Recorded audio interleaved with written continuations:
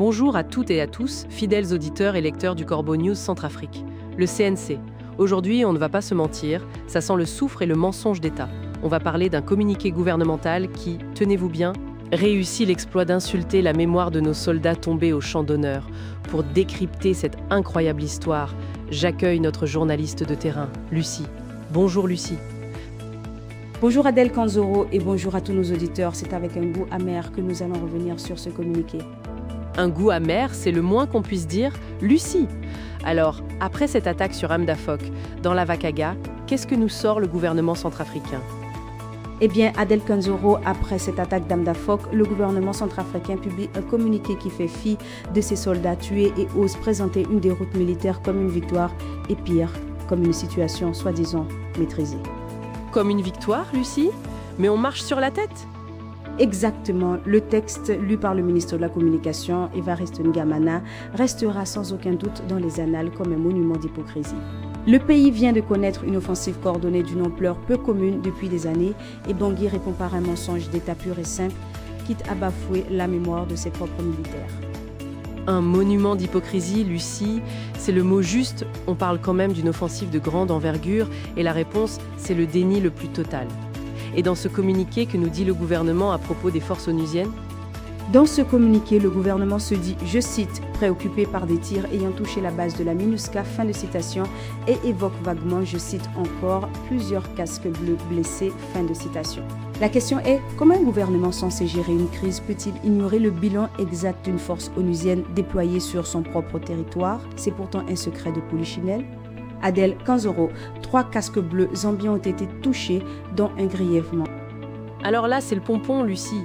Ils sont préoccupés et évoquent vaguement des blessés, alors que tout le monde sait ce qui s'est passé. Mais le plus insultant, tu le disais, c'est pour nos propres hommes, n'est-ce pas ? Absolument, Adèle Kanzoro. Le plus blessant est ailleurs. Le communiqué passe sous silence la mort de dizaines de soldats des forces armées centrafricaines et de leurs alliés mercenaires russes de Wagner.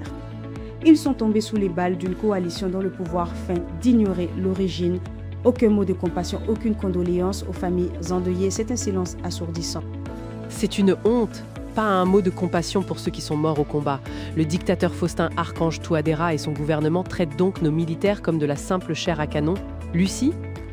C'est l'impression que cela donne Adèle Kanzoro. Des hommes envoyés au front, tués au combat, puis effacés d'un communiqué officiel comme s'ils n'avaient jamais existé.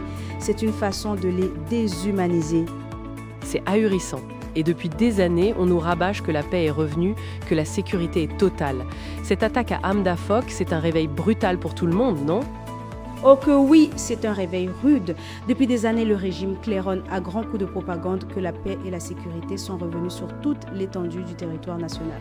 L'attaque menée par plus de 800 combattants de l'Alliance du sursaut patriotique, l'ASP, prouve que la prétendue politique d'endiguer les groupes armés n'était qu'un écran de fumée, une pure illusion. Un écran de fumée, c'est ça. La réalité contredit point par point la version officielle. Et même sur la bravoure des FACA, le gouvernement s'enfonce dans le déni, n'est-ce pas ? Exactement, Adèle Kanzoro, la réalité, celle documentée par des sources indépendantes, contredit point par point la version officielle. Le gouvernement ose féliciter le, je cite, professionnalisme et la bravoure des FACA, fin de citation. Or, il est clair que, rapidement débordées, les forces gouvernementales ont fui le combat pour se réfugier dans l'enceinte de la MINUSCA, attirant de fait les rebelles et provoquant les tirs sur la base onusienne. Mais c'est de la folie ? Féliciter un professionnalisme alors que les troupes fuient et se réfugient chez la MINUSCA, mettant en danger les casques bleus, et sur le contrôle de la ville, ils continuent leur numéro de démagogie ? Oui, même démagogie sur le contrôle de la ville. Le communiqué affirme sans trembler que, je cite, la situation est sous contrôle, fin de citation. Mais sur le terrain, Amda Fock demeure bel et bien entre les mains des insurgés de l'ASP qui menacent désormais de poursuivre leur avancée vers Birao. C'est une réalité tout autre que celle décrite par le communiqué. Alors, la situation est sous contrôle, mais la ville est aux mains des insurgés. C'est à se demander si ces gens vivent sur la même planète que nous, et derrière les airs assurés du porte-parole, la panique gagne le pouvoir, j'imagine. C'est là toute l'absurdité, Adèle Kanzoro. Oui, sous les airs assurés du porte-parole Evariste N'Djamena, la panique gagne les couloirs de pouvoir. Preuve de cette fébrilité, le nouveau ministre de l'Intérieur, bienvenue Zokoué, a convoqué en urgence tous les officiers de la capitale pour un, je cite, grand rapport groupé, fin de citation. Les rumeurs de déstabilisation et la réduction du dispositif de la MINUSCA achèvent d'installer la peur au sommet de l'État. Un grand rapport groupé, c'est la signature de la panique, ça. Et pour couronner le tout, il qualifie cette offensive de simple incursion.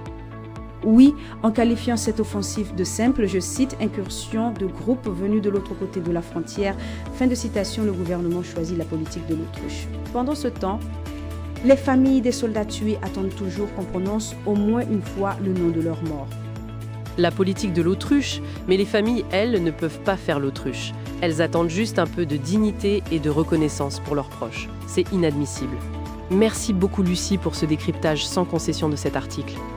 Merci à vous Adèle Kanzoro. Cet article a été rédigé par notre excellente journaliste Gisèle Moloma, évidemment sous la supervision de notre directeur de publication, Monsieur Alain Zilo, avec toute l'équipe de la rédaction.